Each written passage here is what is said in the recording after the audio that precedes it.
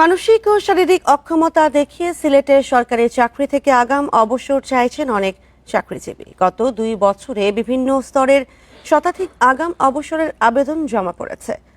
বিশিষ্টজনেরা বলছেন, বিদেশে স্থায়ী হওয়া, পদোন্নতির সুযোগ কমে যাওয়া সহ চাকরির প্রতি অনাস্থা থেকেই বাড়ছে এই প্রবণতা। সরকারি চাকরিতে 25 বছর পর স্বেচ্ছা অবসরের সুযোগ রয়েছে, কিন্তু এর আগে চাকরি ছাড়তে চাইলে দরকার হয় শারীরিক বা মানসিক অক্ষমতার প্রমাণপত্র। সিলেটে 2022 থেকে 2024 সাল পর্যন্ত বিভিন্ন দপ্তরের 110 জন আগাম অবসরের আবেদন করেছেন। এর মধ্যে 2024 সালেই করেছেন 52 জন, যাদের মধ্যে রয়েছেন পুলিশ, শিক্ষক সহ অন্য দপ্তরের চাকরিজীবীরা।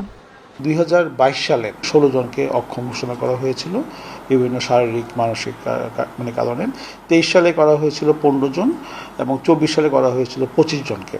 প্রার্থীর আবেদনে উল্লেখিত অক্ষমতা সঠিক কিনা তা যাচাই বাছাইয়ের জন্য পাঠানো হয় সিলেট ওসমানী মেডিকেল কলেজ হাসপাতালে। সেখানে ধরন অনুযায়ী গঠন করা হয় মেডিকেল বোর্ড।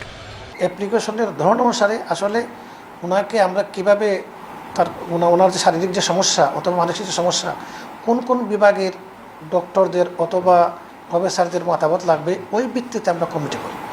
এমন অবসরের কারণ হিসেবে বিদেশে স্থায়ী হওয়ার প্রবণতা, পদোন্নতির সুযোগ কমে যাওয়া এবং ব্যক্তিগত ব্যবসা কিংবা বিনিয়োগে আর্থিক নিরাপত্তা খুঁজে নেওয়াকে প্রধান কারণ হিসেবে দেখছেন বিশিষ্টজনরা। যেখানে অলরেডি জনবল কম প্রতিষ্ঠানগুলোতে, তো সেই সমস্ত ক্ষেত্রে যখন কেউ আর্লি রিটায়ারমেন্টে যাচ্ছেন, এটা তো সেবা কেয়ার গিভিং এর সেবাদানের ক্ষেত্রে একটা বড় ধরনের একটা গ্যাপ তৈরি হচ্ছে। যারা অন্যায়ভাবে বা অবৈধভাবে বিভিন্ন ডকুমেন্টস দিয়ে জালিয়াতির মাধ্যমে তারা আবেদন করে থাকেন, যেগুলো আবার অনুমোদিত হয় না, সেটা তো নিশ্চয়ই একটা ফৌজদারি অপরাধ।